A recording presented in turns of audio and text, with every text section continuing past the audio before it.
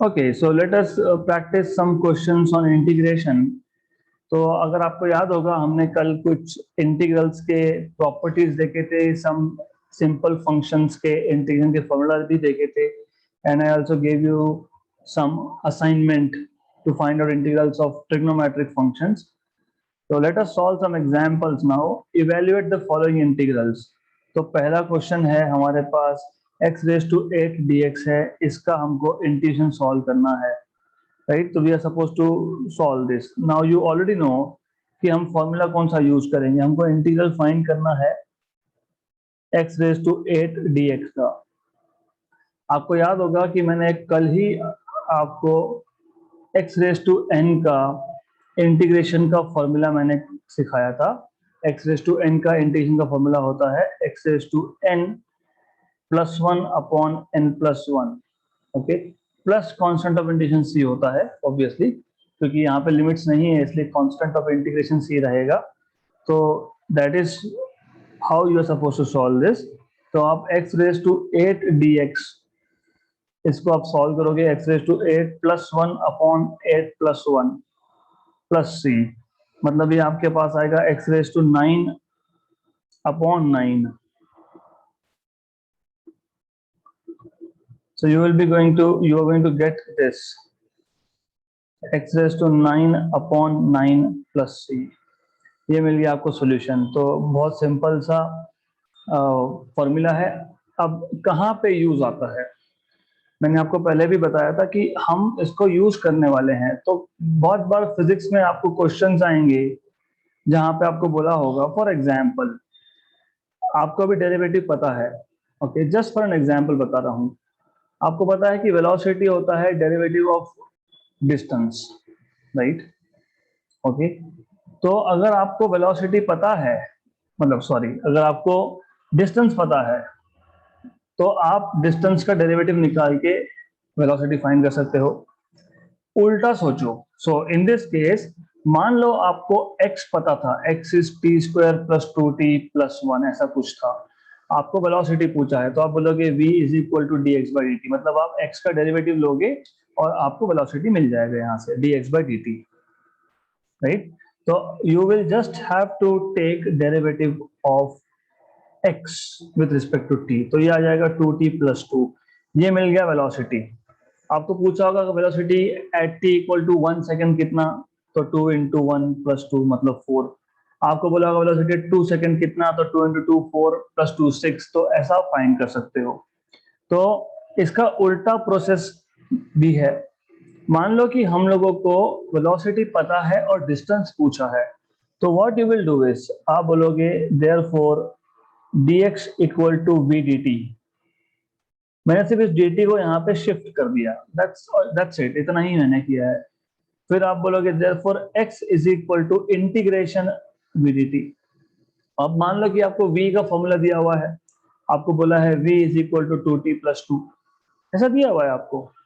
तो therefore you will have x equal to 2t plus 2 dt. तो आपको integrate करना पड़ेगा. तो फिजिक्स में इंटीग्रेशन का एप्लीकेशन आता है. आपको एक फिजिकल पैरामीटर दिया हुआ है, एक फिजिकल क्वांटिटी दिया हुआ है, जैसे वेलोसिटी दिया है 2t प्लस 2. आपको पूछा है व्हाट इज x, तो x is integration v dt. तो आपको इंटीग्रेशन के बेसिक फॉर्मूलाज जैसे x रेज टू n ऐसे फॉर्मूला पता होना चाहिए आपको. तो we will also see some applications in the next chapter. Chapter number 3 में हम एप्लीकेशंस सीखने वाले हैं. नाउ b, अब जो सेकेंड इंटीग्रल है उसमें लिमिट्स आपको दिए हुए हैं, डेफिनेट इंटीग्रल है. तो आपको बोला है कि एक्स स्क्वायर का इंटीग्रेशन करो फ्रॉम 2 to 5. तो फॉर्मूला आप वही यूज करोगे. तो formula you are still going to use the same. Okay, then ये आपको मिल जाएगा फॉर्मूला 2 to 5. अब आपको पता है कि x रेज टू 2 का इंटीग्रेशन आएगा x raise to 2 plus 1 upon 2 plus 1. सिर्फ एक ही छोटा सा चेंज है, यहाँ पे आपको लिमिट्स दिए हुए हैं. तो आप प्लस कांस्टेंट नहीं लिखते हो, आप लिमिट्स लिखते हो 2 to 5. इसको बोलते हैं लोअर लिमिट, इसको बोलते हैं upper limit, as we have already discussed in the previous sessions. तो ये आ जाएगा आपका x cube by 3 between limits 2 to 5। अब 3 तो कांस्टेंट है, तो कांस्टेंट को मैं बाहर रखता हूं, x raise to 3 from 2 to 5। तो आप क्या करोगे, therefore integral i is equal to 1/3। पहले कभी भी x की जगह पे अपर लिमिट डाल देना, तो x की जगह पे 5 सब्स्टिट्यूट करो, फिर 2 सब्स्टिट्यूट करो, ओके, और इसको सिंप्लीफाई करो और सॉल्व करो। तो सॉल्व एंड सिंप्लीफाई दिस। तो ये आ जाएगा आपके पास 1/3, 5 cube is 125 and 2 cube is 8। तो 125, 5 क्यूब इज 125 माइनस 8, तो ये आपको मिल जाएगा 117/3, 117/3 ये आपको मिलने वाला है। So this is equal to 117/3। ये आ गया आपका फाइनल आंसर। तो this is how you are suppose to solve this question. बहुत इजी मेथड है सॉल्व करने का, it is very simple. Okay, this is how you are suppose to solve. अगला question, evaluate the following integral. Okay, इसमें और एक रह गया कि हमारा, I think we missed one. Yes, हमने x प्लस साइन एक्स का इंटीग्रेशन सॉल्व करना बाकी है। So let's see how to solve this.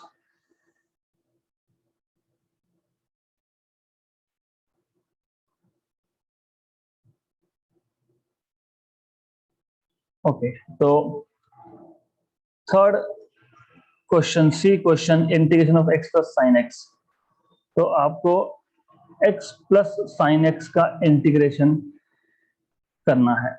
अगर आपको याद होगा, आप फॉर्मूला कौन कौन सा यूज करोगे? इफ यू रिमेंबर, मैंने बताया था कि जब दो फंक्शन का अगर इंटीग्रेशन, दो फंक्शन के एडिशन का अगर इंटीग्रेशन हो, तो आप क्या करोगे, पहले फंक्शन को इंटीग्रेट करोगे प्लस दूसरे फंक्शन को इंटीग्रेट करोगे। So you will B integrating over first function plus integration over second function, ऐसा करोगे आप। तो पहला फॉर्मूला ये लगने वाला है। दूसरा, obviously x raise to n का इंटीग्रेशन का फॉर्मूला लगेगा, x raise to n plus 1 upon n plus 1 plus c, ये तो हो गई। तीसरा, साइन x का इंटीग्रेशन का फॉर्मूला आपको लगने वाला है। So you need to know what is the integration of sine x। Okay, so this is something you will need. This is minus cos x basically, right? So this is what you will need. तो ये तीन formula हमको जरूरत पड़ेगी। Let us solve this, और बहुत simple सा solution है, इट इज वेरी इजी। तो you will start with x plus sine x dx equal to integration पहले फंक्शन का प्लस दूसरे फंक्शन का, फिर x रेज टू 1 का इंटीग्रेशन कैसे करते हैं आपको पता है, x²/2, ओके, और साइन एक्स का कैसे करते हैं आपको पता है, माइनस कॉस एक्स।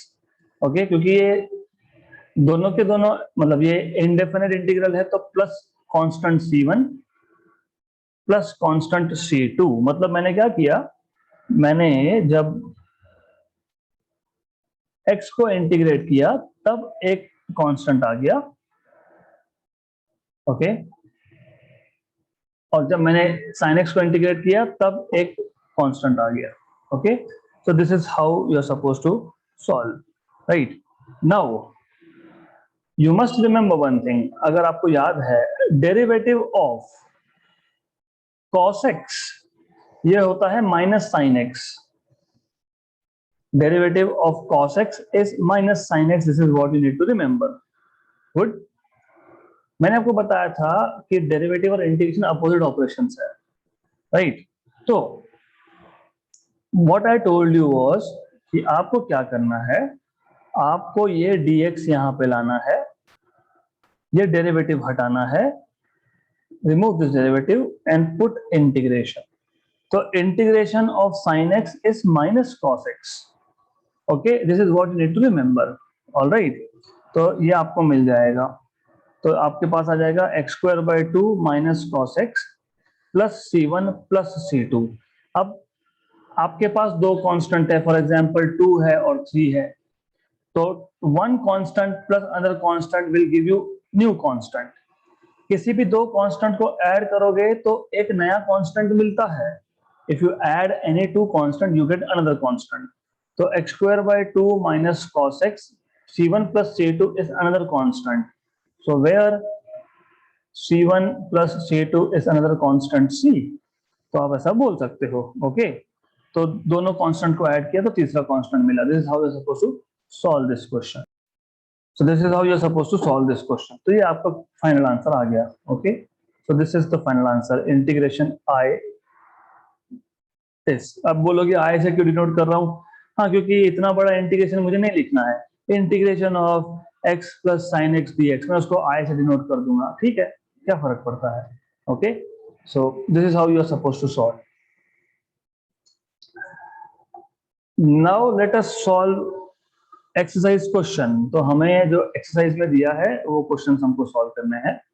तो first you have to solve integration of sine x dx between 0 to π/2। Okay, तो ये आपको मिल जाएगा साइन एक्स का इंटीग्रेशन, जैसे मैंने आपको बताया, it is minus cos x between 0 to π/2। अब एक चीज है जो आप सीखोगे, you will learn when you learn integration in mathematics. जब आपके पास डेफिनेट इंटीग्रल्स होते हैं, मतलब जब लिमिट दिया होता है, उस केस में ये जो नेगेटिव साइन है ना, अगर आपको नेगेटिव साइन हटाना है तो लिमिट्स को उल्टा कर दो। मतलब मैं नेगेटिव साइन को गायब कर देता हूं और जहां पे 0 था वहां पे π/2 लिखता हूं, जहां पे π/2 था वहां पे 0 लिखता हूं। ओके, तो this will be equal to cos of 0 minus cos of π/2। मतलब अगर आपको नेगेटिव साइन को एब्जॉर्ब करना होगा, अगर आपको नेगेटिव साइन को एब्जॉर्ब करना होगा तो लिमिट्स को उल्टा कर देना। ओके, नहीं भी करोगे तो कोई प्रॉब्लम नहीं है, अल्टीमेटली आंसर सेम ही आएगा। cos of 0 is 1। Okay, cos of π/2 मतलब cos of 90 0 आता है, तो 0, तो आंसर आ गया 1। तो आपके पास आ गया ऑप्शन नंबर, ऑप्शन नहीं, पहले क्वेश्चन का आंसर 1, तो आंसर 1 है, करेक्ट है मतलब। Second question, integration I x dx from 1 to 5। Okay, तो आपको पता है कि इसको कैसे करना है। अब मैं फॉर्मूला अलग से नहीं लिखने वाला हूँ, x⁻n का जो फॉर्मूला है वही अप्लाई करेंगे।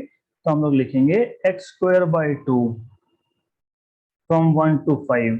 ओके, तो हाफ को अलग से निकाल लेंगे, x² फ्रॉम 1 to 5, तो ये आपके पास आ जाएगा हाफ 5² माइनस 1²। मैंने जैसे बताया, अपर लिमिट x की जगह पे upper limit minus lower limit, तो ये आपका आ गया 1/2। 25 माइनस 1, 25 माइनस 1 इज 24, 24/2 इज 12। तो आ गया हमारा करेक्ट आंसर, देखो 12 है, right, so that is correct. तो बहुत सिंपल सिंपल से इंटीग्रेशन के फॉर्मूलाज हैं यहाँ पे, so they are very easy, right? So that is the end of all the questions from chapter 2, solved भी और एक्सरसाइज के क्वेश्चंस भी। जैसे हमने डेरिवेटिव्स के कुछ एक्स्ट्रा क्वेश्चंस किए थे, तो इसके भी हमको कुछ एक्स्ट्रा क्वेश्चंस करने हैं। तो let us start with first extra question. Now ये क्वेश्चन मैंने इंटेंशनली दिया है because I want you to know some formulas. देखो, अब यहाँ पे एक नया फॉर्मूला हम लोग सीखने वाले हैं। तो अगर हमारे पास, हमको बेसिकली फाइंड क्या करना है, पहले मैं लिख देता हूं। So what you are suppose to find is, हमको फाइंड करना है इंटीग्रेशन I 7x माइनस 2 का square dx। Okay, formula what you can do is, आपके पास अगर f of x raise to n का इंटीग्रेशन हो, ये फंक्शन ऑफ x है क्योंकि उस टर्म में x है इसलिए वो फंक्शन ऑफ x है, रेज टू पावर n है। अगर इसका आपको इंटीग्रेशन करना है तो f of x raise to n का अगर इंटीग्रेशन करना है तो ये आप लिखोगे, इसका फॉर्मूला आता है ये f of x raise to n plus one upon n plus one. Remember this, okay, right, this is what you need to remember. और डिनोमिनेटर में लिखते हो derivative of f of x, तो यहां पे derivative of f of x आता है। ये फॉर्मूला है, इसको एज अ फॉर्मूला ही लेना, ओके। तो अब कैसा कर सकते हैं इसको, तो सॉल्यूशन हमारे पास इंटीग्रेशन बोला है हमको 7x माइनस 2 का स्क्वायर, ओके। तो what you can do is आप डायरेक्टली फॉर्मूला अप्लाई कर सकते हो, f of x raise to n, n हमारा 2 आ गया, एफ ऑफ एक्स हमारा 7x माइनस 2 आ गया, ओके। तो f of x raise to n मतलब यहां पे आप लिख सकते हो 7x minus 2 raise to 2 plus 1 upon 2 plus 1 into derivative of 7x minus 2, right. ये आपको मिल जाएगा 7x minus 2 raise to 3 upon 3 derivative of 7x आप कैसे निकालते हो, derivative of 7x minus derivative of 2, ये आ जाएगा आपका 7x minus 2 raise to 3 upon 3। 7x का डेरिवेटिव सिर्फ 7 आएगा एज यू ऑलरेडी नो, और 2 का डेरिवेटिव 0 आता है तो मैं वो 0 लिख देता हूं, okay. Then you have this as 7x minus 2 raise to 3, 7 into 3 21, तो ये आ गया आपका integration, right. so this is how you are supposed to solve। तो इजी क्वेश्चन था, एक्सट्रीमली इजी क्वेश्चन था, तो ऐसा हमको सॉल्व करना है।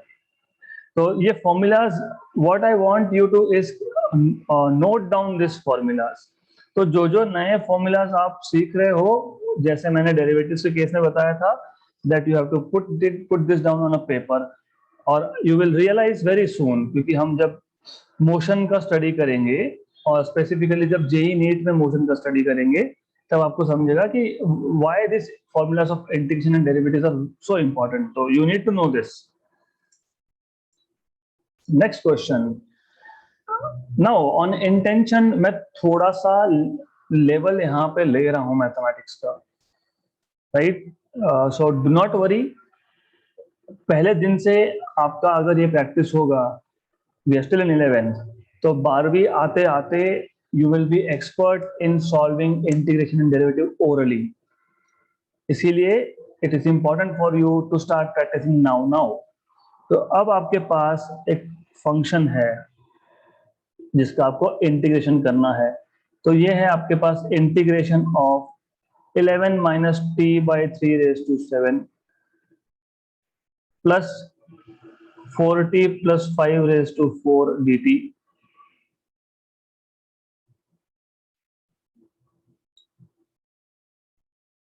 Right. This is what you have. अब सबसे पहले आप क्या करोगे, आप ये जो दो टर्म्स है उसको सेपरेटली इंटीग्रेट करोगे। तो फर्स्ट ऑफ ऑल आप बोलोगे 11 minus T by 3 raise to 7 dt, इसका इंटीग्रेशन, प्लस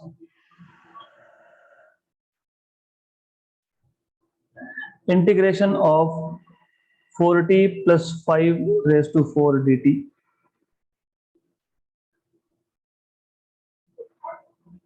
ओके।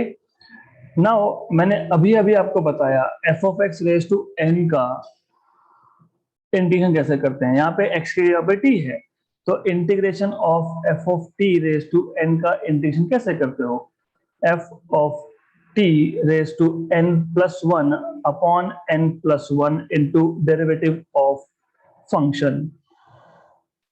तो ये फॉर्मूला है। तो पहले इंटीग्रल में आप लिखोगे 11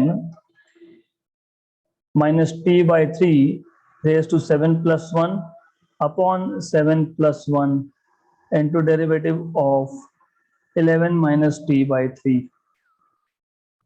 प्लस सेकेंड का भी वैसा ही करोगे आप बोलोगे यहाँ पे 4t plus 5 raise to 4 plus 1 upon 4 plus 1 into derivative of 4t plus 5.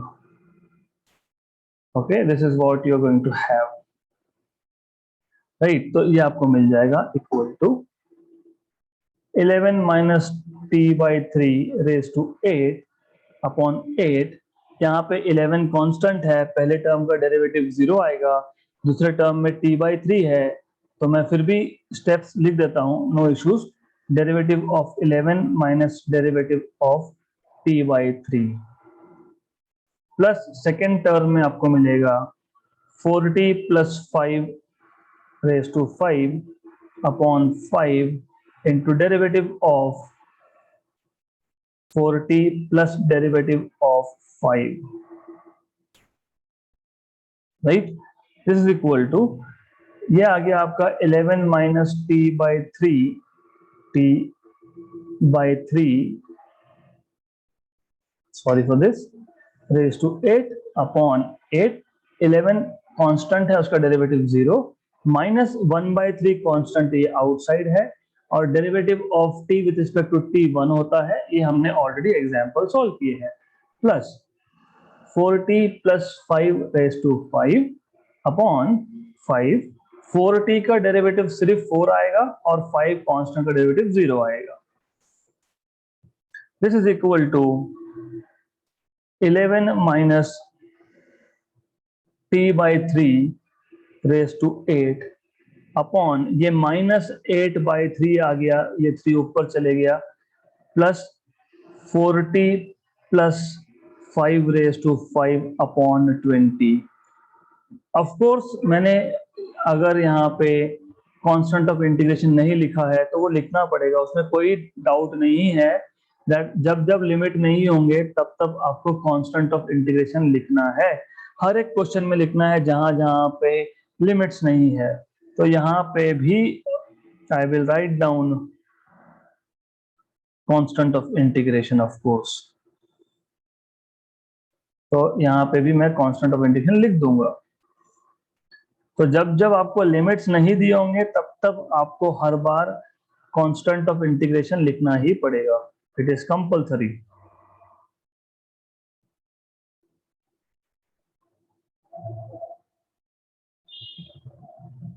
Plus c. Okay, ये आपका फाइनल आंसर आ गया. This is final answer. Done, solved. अगला क्वेश्चन. अब अगला क्वेश्चन भी उसी टाइप का है. आपको इंटीग्रेशन फाइंड करना है 1 upon 6x plus 5 raise to 4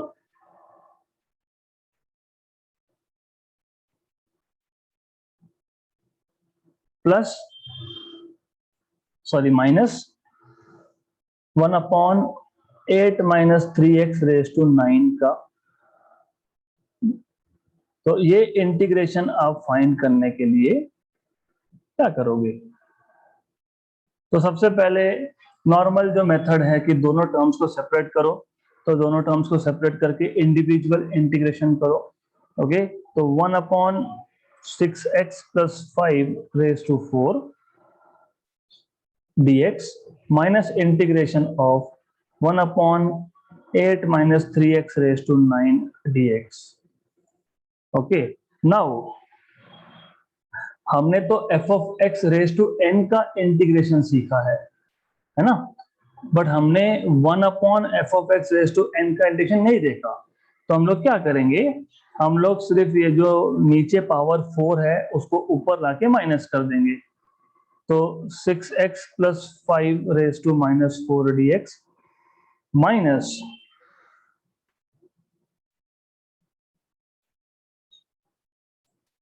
8 minus 3x raise to minus 9 dx. Right, ये आएगा आपका. अब आप f of x raise to n का फॉर्मूला अप्लाई कर दो. आपको याद होना चाहिए अब वो formula. F of x raise to n का इंटीग्रेशन क्या होता है? वो होता है f of x raise to n plus 1 upon n plus 1 into derivative of this minus ये जो आपके पास अब सेकेंड इंटीग्रल है उस पे भी सेम फॉर्मूला अप्लाई करना पड़ेगा आपको. So you have to apply the same formula on the second term also. तो ये आपके पास आएगा. So better I write it over here. So minus, you will have 8 minus 3x minus 9 plus 1 upon minus 9 plus 1 into derivative of 8 minus 3x. Okay, so this is equal to 6x plus 5 raised to minus 3 upon minus 3 derivative of 6x plus 5 is derivative of 6x. ये 6 आता है, 5 का derivative 0 आता है. तो मैं धीरे धीरे अब ओरल की तरफ जा रहा हूँ. धीरे धीरे आपको ओरली करते आना चाहिए. ओके, माइनस सेकेंड टर्म में है 8 minus 3x raise to minus 8 upon minus 8, और ये जो आपके पास 8 माइनस 3x है इसका डेरिवेटिव आपके पास आएगा माइनस 3. ओके, सो ये आएगा आपका 6x plus 5 raise to minus 3 upon minus 18 minus ये आपके पास आ जाएगा 8 minus 3x raise to minus 8 upon 24, right. तो this is equal to minus 1 upon 18 6x plus 5 raise to 3 minus 1 upon 24 8 minus 3x raised to 8, ऐसा आपके पास आएगा. So this is what you should get. This should be your final answer. ऐसा आना चाहिए. As I told you कि जब जब आपके पास लिमिट्स नहीं है तब तब आपको कंपल्सरीली एक constant of integration c add करना है. और ये कांस्टेंट ऑफ इंटीग्रेशन बहुत इंपॉर्टेंट है. ये जब हम इंटीग्रेशन के एप्लीकेशंस देखेंगे फिजिक्स में तब आपको समझेगा कि why it was so important to use constant of integration c every time. तो आपको समझेगा बाद में. फॉर द टाइम बिंग आपको सिर्फ ये याद रखना है कि that we need to do this. अगला question, you are suppose to find out integration of 1 upon x square 2x plus 1 का cube dx. Okay, so this is equal to 1 upon x square 2x, मतलब आपको a plus B bracket cube पता होना चाहिए. So it is a cube plus 3a square b plus 3ab square plus b cube. Okay, so this is equal to, अब 1 by x square ये आप हर एक term के साथ डिवाइड कर सकते हो. तो it is something like this. थोड़ा मैं स्पेस बना देता हूं.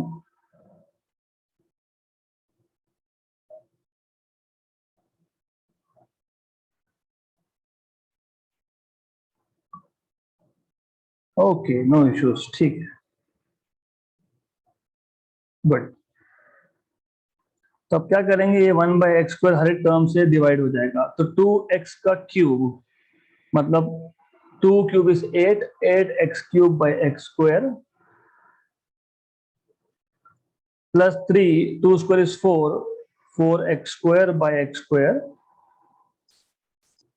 Plus 3 into 2x by x square plus 1 by x square. तो आपको मिल जाएगा ये integration 8x plus x square cancel हो गया. ये आ गया आपका 12 प्लस ये आ गया आपका 6 बाय एक्स क्योंकि एक x और एक x गया plus 1 by x square dx. अब आप इंडिविजुअली एक एक टर्म को इंटीग्रेट करोगे तो आप इंटीग्रेशन ऑफ 8x dx करोगे प्लस इंटीग्रेशन ऑफ 12 dx करोगे plus integration of 6 by x dx करोगे plus integration of 1 by x square dx करोगे. तो ये आपका 8 common constant outside x square by 2 plus 12x plus अभी 1 बाय एक्स का integration you should know, मैंने बताया था आपको ये log x आता है. This is log x, okay, plus 1/x² का इंटीग्रेशन कैसे करोगे, तो आप x स्क्वायर को ऊपर लेके जाके -2 हो जाएगा ये, राइट। और मैंने जैसे बताया कि कांस्टेंट ऑफ इंटीग्रेशन तो रहने ही वाला है, +c तो होगा ही होगा। So this is equal to 1 जा एंड 4 जा, तो you have 4x² plus 12x plus 6 log x, okay. अब ये जो इंटीग्रेशन है x⁻² +1 अपॉन -2 +1, मैंने आपको बताया था x⁻n का इंटीग्रेशन कैसे करते हैं। तो ये आ गया 4x² plus 12x plus 6 log x, नीचे -2 +1 मतलब -1, x⁻² +1 मतलब x⁻1 मतलब 1/x प्लस c। ये आ गया आपका integration final answer. So this is how you are supposed to find out integration. All right. So this is how you are supposed to integrate this particular equation. ऐसा आपको solve करना है. Okay. So next question and the final question from this chapter. Okay. This is the end of this chapter. So integration I is equal to x³ plus 4x² minus 6x plus 5 by x dx। तो ये आपको मिलेगा, एक एक term को आप कर लो separate, x³ by x plus 4x² by x minus 6x by x plus 5 by x dx।